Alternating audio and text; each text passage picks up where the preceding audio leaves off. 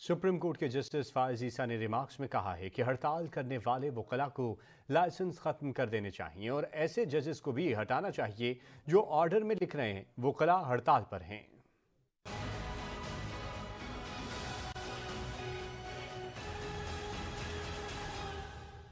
Supreme court में 6 करोड़ 78 लाख रुपए से जायद गैस चोरी केस की समाअत हुई। ट्रायल कोर्ट के ऑर्डर में वकला के 2 से 3 बार हड़ताल के बाइस पेश न होने का तस्करा हुआ तो जस्टिस काजी फायज ईसा ने सख्त बरहमी का इजहार किया। जस्टिस फायज ईसा ने रिमार्क्स दिए कि वकला कैसे हड़ताल कर सकते हैं, ऐसे वकीलों का लाइसेंस खत्म करना चाहिए और ऐसे जजेस को भी हटाना चाहिए जो ऑर्डर में लिख रहे हैं कि वकला हड़ताल पर हैं। जस्टिस काजी फायज ईसा ने अपने रिमार्क्स में कहा कि वकला अपने बनाए हुए कोड ऑफ कंडक्ट पर खुद ही अमल नहीं करते। क्या अदालत वकील को घर से उठा कर लाए? जो चाहता है मर्जी से हड़ताल करता है, ऐसे निजाम इंसाफ को फिर बंद कर दें। जस्टिस काजी फायज ईसा ने रिमार्क्स दिए कि हर आदमी अपना काम करे तो मुल्क का सिस्टम बेहतर हो सकता है। हम अदालत में आईन और कानून के मुताबिक चलते हैं, इंसाफ ऊपर वाला करता है। दौरान समाअत इंडस्ट्री के वकील ने कहा कि वकील की गलती है तो सजा मुवक्किल को नहीं मिलनी चाहिए। अदालत ने MS पंजाब इंडस्ट्री फैसलाबाद की जुर्माने के खिलाफ अपील खारिज कर दी।